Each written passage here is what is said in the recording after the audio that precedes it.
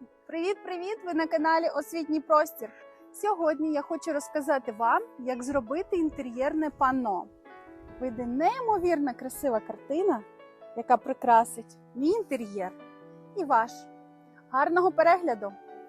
Сьогодні я вирішила показати вам, як зробити полотно з рослинним малюнком за допомогою текстурної пасти, акрила, і це все буде захищати лак. Для того, щоб зразу зробити текстуру гарненьку, я буду використовувати великий пензлик з великим ворсом. Він більш такий для робіт малярних, але він мені дуже зараз потрібний для того, щоб залишити ось таку текстуру ворсу. Як холст, начебто, знаєте, просто фарбую основу з ДСП. Ви можете придбати і в художньому магазині, вона вже може бути підготовлена, біла, наприклад, пофарбована, може бути на ній наклеєний матеріал, який називається полотно, така тканина. А можете використовувати і зробити таке ДСП, як я, самостійно загрунтувавши, створивши такий рельєф фарбою або пензликом, який буде вам подобатись. Дуже густенько накладаю акрил. Бачите, як видно цей прекрасний малюнок ворсу. Можна по різні сторони наносити акрил, вправо, вліво такою ялиночкою, а можна вздовж, можна хвилясту лінію зробити, як вам подобається. Акрил не має сильного вираженого запаху, дуже швидко сохне, тому таку роботу ви можете проводити без захисних засобів, я маю на увазі маску. Можна не вдягати, можна працювати в своїй звичайній кімнаті, де ви займаєтесь мистецтвом, або це може бути взагалі на кухні, або це може бути десь на дачі, там, де у вас є і приходить натхнення, і є час на створення художніх виробів. Покажу вам зараз, як ідеально профарбувала вже одну сторону. Має такий густе покриття, акрил трошки має блиск, тому де ґрунтування самостійно мені іноді більше підходить, ніж купити готовий вже холст в художньому магазині. Акрил сохне швидко, тому ми зразу тільки дофарбуємо, почнемо працювати з текстурною пастою. Сьогодні у нас буде незвичайне нанесення текстурної пасти, а за допомогою кондитерського мішочка. Все, всі куточки пофарбовані. Не забудьте, що є торець. Ось такий, його теж треба обов'язково профарбувати, бо у вас буде темна частинка. Захистіть свій стіл якоюсь пленкою, або, може, розкладіть папір непотрібний вам, вже використаний, бо можна постелити якийсь пакетик. Я зазвичай працюю на білій скатертині, яку ви бачите, але вона в мене добре відмивається, тому вона в мене багаторазова. Якщо випадково десь пальчиками коснулися, обов'язково виправте, бо нащо повертатися і виправляти помилки, якщо їх можна просто зразу уникнути. Залишу акрил посохнути півгодини, а поки що покажу вам, як я буду складати текстурну пасту у кондитерський мішок. І обов'язково треба помити матеріали, якими ви користуєтесь. Це саме пензлі зараз і руки. Фарба, яку я використовувала, ось така. Для того, щоб скласти текстурну пасту в кондитерський мішочок, треба мішочок поставити в стакан.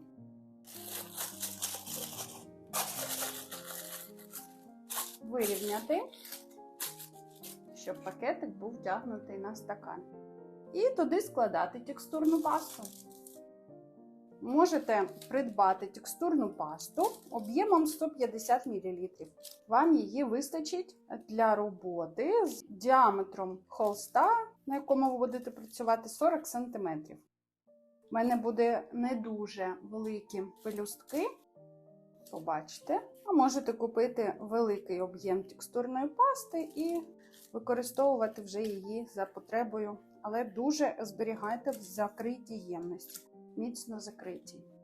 Тепер цей пакетик виймаємо зі стаканчика і просовуємо до края пакетика. рівномірно, потрошку, щоб випадково ваша паста не вистрибнула з іншого куточка. Пакетик раджу зав'язати і весь хвостик туди просунути і сховати, щоб випадково паста не вилізла з іншої сторони. Все, готово. Тепер треба зрізати краєчок і починати малювати. Повертаю полотно назад на стіл, зрізаю краєчок ножицями, маса буде легко витікати з пакету. Малюємо спочатку лінію. Я зроблю одну велику квітку і, можливо, декілька маленьких. Наносимо основу пелюстки.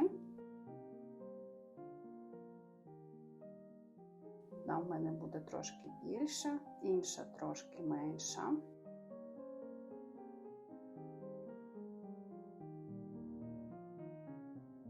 Потім зроблю ще верхній шар. Беремо мастихін. Це такий інструмент художників, яким зазвичай малюють такі пастозні роботи. Сьогодні в якості фарби в нас текстурна паста.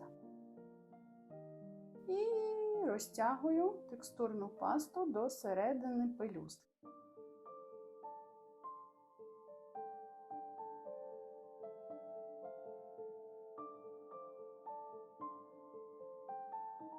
Так, затягуємо до середини. Край залишається об'ємним.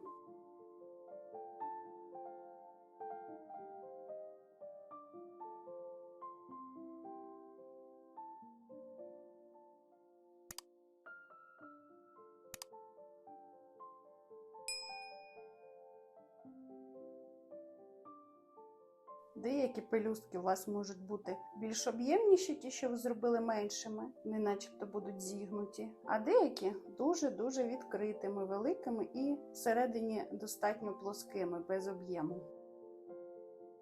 Таким чином ви створите об'ємну квітку. Це така абстрактна квітка, я не буду називати, що це саме за квітка, яка в мене створюється, таку я її хочу створити. Якщо вам не вистачає різниці між пелюстками, ви можете посередині цих пелюсток додати ще трошки пасти, і вона зробить вам такий трохи відокремлений рельєф.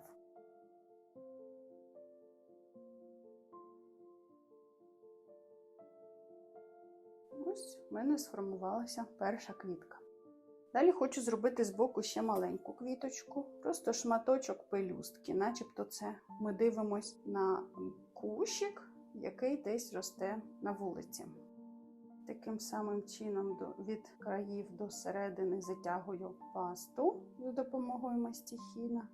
Деякі пелюстки об'ємніші, деякі плоскіші. Коли це все висохне, буде дуже схоже на барельєф. Барельєф – це такий вид скульптури, де дещо об'ємне виходить вперед до глядача, а щось таке плоске залишає. Ще хочу створити частиночку квітки, яка буде доходити до країв попередньої моєї квіточки. Не поспішайте, створюйте уважно. Якщо щось раптом не вийшло, ви можете зішкрябати цю пасту і тоді знову її скласти в новий пакет, знову зрізати і почати спочатку. Таке буває, якщо зразу не прийшла ідея, яку квітку хочете зробити, або навпаки, спочатку була одна ідея, потім у вас змінилися плани, то завжди можна переробити, поки вона, звісно, не висохла. Тому вирішуйте, продумайте, можливо, ескіз намалюйте, вам буде так легше вирішити, що саме хотілося б зобразити. І тоді починайте творити. В мене вже є 3 квіточки. Я думаю, що мені ще треба зробити листочок. Листочок я зроблю ось так, як звичайний листочок. Намалюю його такої форми. І теж зроблю такий плоский видовжений рельєф від країв до середини. Далі все це в мене буде профарбовуватися кольором, і ви побачите цей рельєф більш виразним.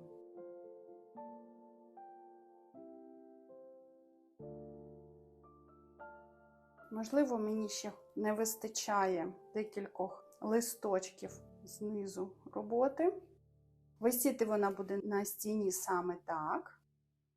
Використовую всю пасту, яку я склала в пакет. Все, пакет пустий.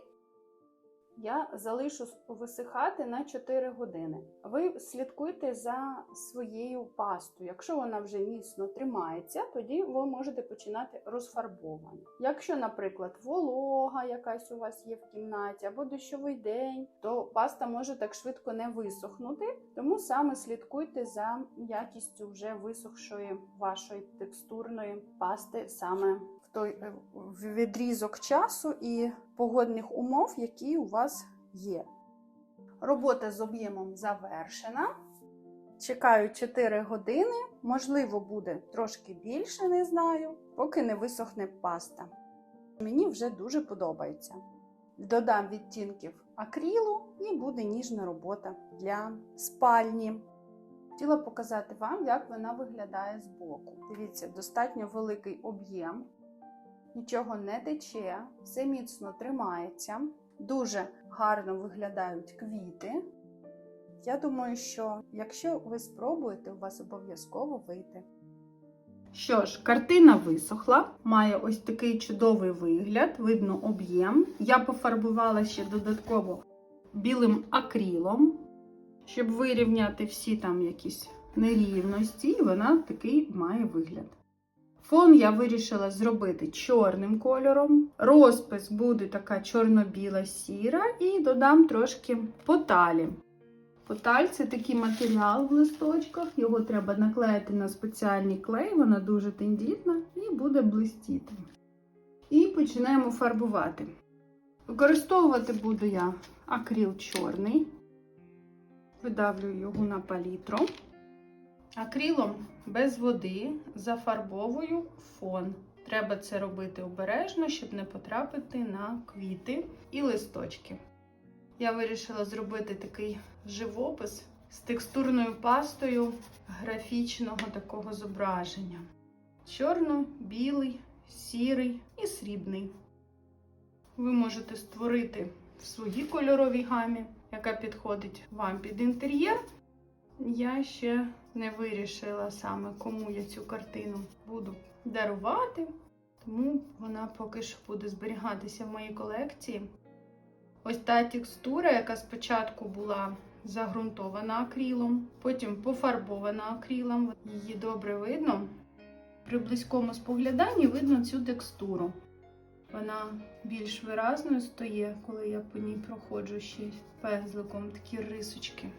Досить красиво. Нагадаю, що я це фарбувала таким великим ворсовим пензликом, яким зазвичай малюють, фарбують стіни, підфарбовують якісь нехудожні об'єкти. Але гарною густою акриловою фарбою цей пензлик залишає довгу-довгу смужку, як ворс. І саме такого ефекту я планувала досягти. Як бачите, я не вимиваю пензлик, не додаю воду, все малюю лише густим акриловим шаром. Якщо у вас десь отак в куточечках важко вам розфарбувати, можна взяти пензлик меншого розміру і підфарбувати. Мені поки що достатньо того пензлика, який я взяла спершу, і я ним працюю. Продивляюся, де в мене були заплановані такі осередки між листочком і квіточкою. Просто десь квіточка росте поряд з листочком, а десь вона зовсім окремо. Створювати основу квіточки я буду за допомогою води, бо буду працювати в техніці відмивання. Так зазвичай працюють з аквареллю, але я сьогодні вирішила поєднати техніки. І акрил буде в мене розведений водичкою і буду створювати сірий колір за допомогою розмивання густого чорного акрилу. Буде цікаво, тому не відволікайтесь, не переключайтесь і працюю разом зі мною. Бачите, вже квіти є набагато виразніші і можна роздивитися сам об'єм листочків і квіточок. Підніму вам вище, трошечки покажу. Рельєф добре видно. Зараз починаємо відмивку. Не будемо чекати, поки повністю все полотно висохне, нам це не потрібно. Потрібно буде лише тоді, коли ми будемо клеїти поталь. Там має все висохнути. Тому я трошечки намочила пензлик водички, розмила ось так свій акрил, інші кольори додавати не буду поки що. І буду від темного до світлого промальовувати квіточку. Такими відмиваючими рухами. Все начебто змиваю, але я навпаки наношу цю фарбу чорну. Зараз додам білої фарби. Використовую я зазвичай великі банки білого акрилу, тому що мені так зручніше, бо його потрібно найбільше зазвичай. І такий об'єм мені найзручніший.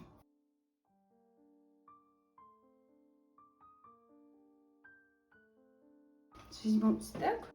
Або можна використовувати паличку, яка у вас є. Це в мене така паличка, я в неї викладаю частіше за все фарбу. Якщо ви випадково забруднилися, зразу краще витерти пальці. Волога серветка має лежати поруч з вами під час роботи, щоб ви легко могли витерти пальці від акрилу. Поки акрил не висох, можна це легко відмити і не використовувати такі перчаточки, і у вас ручки будуть чисті. Продовжуємо. Я змішую чорний і білий колір на палітрі, або можна змішувати прямо на вашій роботі. І ось так затираю, додаючи відтінків. У мене буде край темніший, а центр світліший. Чого саме так? Бо так буде, мені здається, виглядати, що квіточка прям з фону виходить.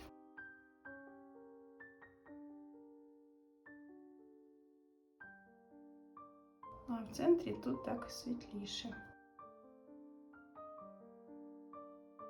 Ну, звісно, трошки через білий, бо якщо просто чорним, то ви тоді загубите ваш контур, який ви так обережно розфарбовували фоном, щоб не зайти на пелюсточку квітки.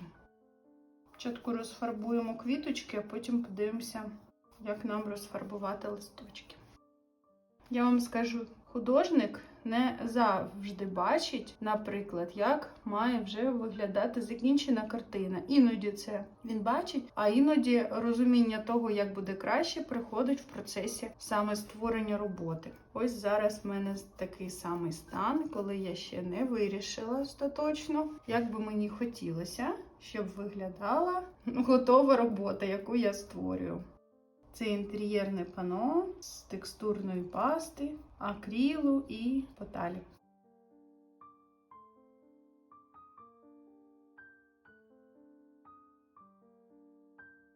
Просто бачите, з країв я розганяю фарбу до центру квітки, а потім посередині ось так їх змішую. Коли висохне цей попередній слой, можна трошки буде ще зробити такі прожилочки білим кольором.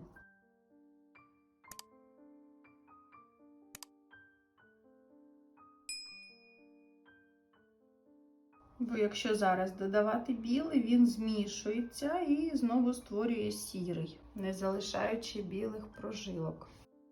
В цій роботі я користуюсь фарбами різних виробників. І ті виробники, які ви зараз бачите, які лежать в мене на столі, це мої найулюбленіші матеріали, найулюбленіші фарби. Вони досить густі, гарно прокривають, добре тримаються, неймовірно на якість. Якщо ви ще самі не вирішили, які матеріали саме вам подобаються, можете скористатися моїм вибором, спробувати, зрозуміти, чи зручно вам працювати такими, чи незручно, і тоді створити своє враження, отримати свій досвід від матеріалів і обирати вже на ваш розсуд. Власне. Чудово виглядають об'єми і рельєфи від текстурної пасти, яку ми наносили з допомогою кондитерського мішочка, потім пензликом. Після того, як буде розфарбований останній листочок, я ще почекаю десь години-дві і потім почну вже наносити поталь. Все, квітки теж зафарбовані. Ну що ж, йдемо до малювання листочків. Листочки я буду промальовувати напівсухим пензликом. І десь вони будуть зафарбовані, а десь ні. Ось буду залишати такий же рельєф, який ми створили текстурною пастою. По формі листочка я проходжусь пензличком. Прийом називається сухий пензлик. Він щось фарбує, але не повністю. І йде таке відчуття, знаєте, такого листочка з прожилками лише, що ми бачимо лише таку сіточку на листочку. Бачите, я нікуди не занурю пензлик, отак набрала один раз 3 листочки тому і профарбовую. Можна навіть ось так по пелюсточкам пройтися, набрати собі фарбу. По пелюсткам, які ще не висохли, але дуже-дуже густо там фарба лежить. Такі скелетовані листочки. Можливо, ви знаєте, що це таке спеціально. Висвітлюють, тримають так на сонечку. Залишаються одні такі прожилочки. Ось саме ефект скелетованого листочка зараз я таким чином отримую. Мені треба темніше. Додаю ще трошки на пензлик сухої фарби. Водою я не користуюсь. Не сухою, ось такою рідкою, але вона не розбавлена водичкою. Такий дуже відомий прийом скульпторів, коли вони теж так проходяться по рельєфах. Ось і все. Деякий час треба почекати, поки висохне в мене основний ось цей фон квітів, щоб те ж саме зробити, але білою фарбою, вже напівсухим пензликом. На цих чорних квітах зробити напівсухим пензликом такий теж скелетований рельєф. Тому я зараз підсушую пелюсточки і коли висохне все, продовжимо скелетувати квіти. Колір підсох, і зараз я буду робити таке ж саме патінірування ось тут, скелетування квіточки, але вже білим кольором.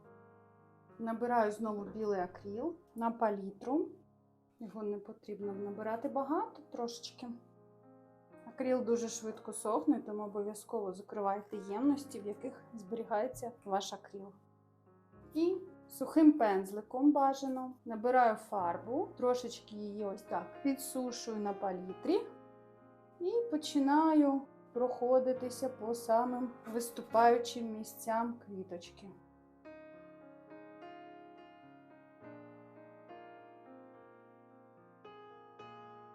І усі рельєфи починають виступати, і ми можемо їх побачити. Зараз виглядає сіреньким. Що додати ще один шар білого, то буде ще світліше. Можна пройтися по краях.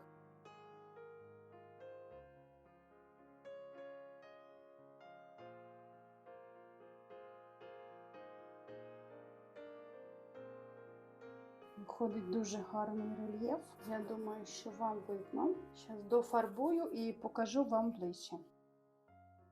Все. Чекаємо ще хвилин 40, поки все висохне. І будемо наносити клей для поталі. Потім ще почекаємо. Подивимось, що буде далі. Ось ці всі рельєфи добре виглядають. Дуже-дуже мені подобається. Ось ці скелетовані листочки. Цю картину можна вішати як захочеться. Можна повісити ось так. Можна розвернути, щоб квіти були знизу. То як буде пасувати більше? Створюйте свої надзвичайні роботи, картини, панно. І все у вас обов'язково вийде. Треба пробувати і нічого не боятися. А тепер, коли вся фарба висохла, я буду наносити клей для поталі і наклеювати поталь. Клей для поталі має дуже таку липку текстуру. Беремо пензлик найтонший, бо я хочу зробити поталі лише по контурах. Це такий клей, схожий на клей ПВА, але його дія трошки інша. І ось так по верхах рельєфів я наношу клей. Потрошку, небагато. Нагадаю, що патіну, яку я буду використовувати, вона буде срібного кольору. Обов'язково в центрі зроблю клеєм такі намащення, щоб потім приклеїти туди поталь. Цей клей стає прозорим і його не видно. Тому запам'ятовуйте, де ви його наносили, щоб потім не шукати довго. Першу квітку я вже оздобила клеєм, намащую тепер інші пелюстки іншої квітки і обов'язково центр. Рівномірним шаром треба наносити клей для поталі, щоб він в різних місцях однаково висох на роботі, бо потім будете довго чекати.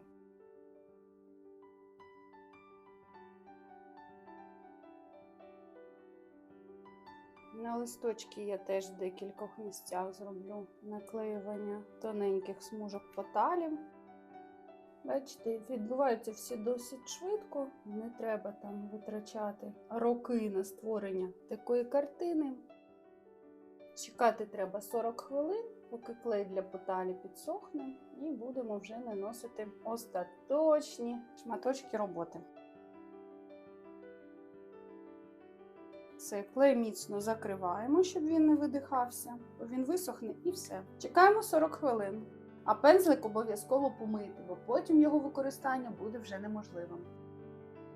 Як зрозуміти, що клей для поталі вже висох і можна працювати далі? Можете пальчиком ось так притиснути і почуєте, що трошки так клікає. Значить, вже готово. Беремо м'який пензлик, найм'якший і найтакий легший, який у вас є, щоб він був тоненькою щетінкою, чим міцніше він буде збитий, тобто таким наносити поталь не раджу, бажано чимось таким ширшим. Поталь листова, вона не приклеєна, від'єднуємо її і потрошечку накладаємо на пелюстки. Приклеїться лише там, де був клей. Де клея не було, поталь ми з легкістю зметемо.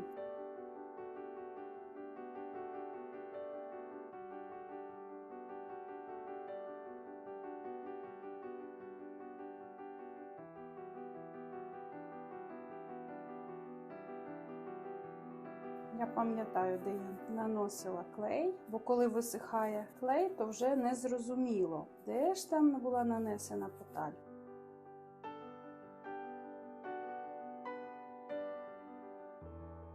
Не скрізь приклеюється, а лише там, де я наносила клей.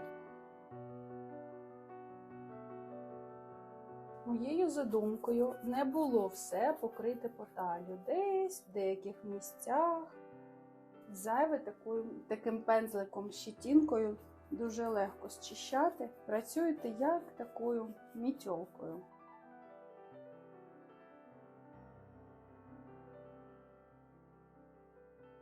Перший листочок у нас закінчився. Беру наступний. Сталь буває різного кольору, не лише срібна і золота. Вона може бути будь-якого кольору. Може бути жовта, зелена, червона, та яка потрібна вам. Пошукайте, ще є поталь в хлоп'ях. Це теж просто такі маленькі шматочки поталі, які не з'єднані в спільний листочок. Вона так само наноситься на клей для поталів. Просто у вас будуть різні кольори зразу на роботі.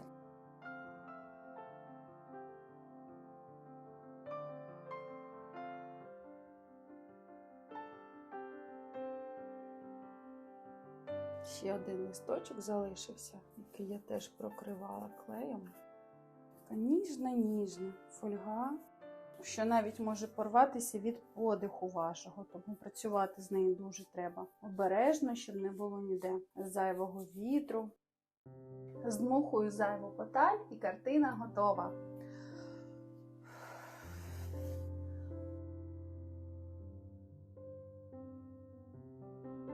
Така чудова, блискуча. Дуже, мені здається, підходить картина до інтер'єру, лофт, можливо, гранж, можливо, навіть такого якогось ретро-інтер'єру, можливо. Дякую вам за вподобайки і підписку на канал. Дякую, що радите наш канал своїм знайомим, так нас стає більше. Пока-пока!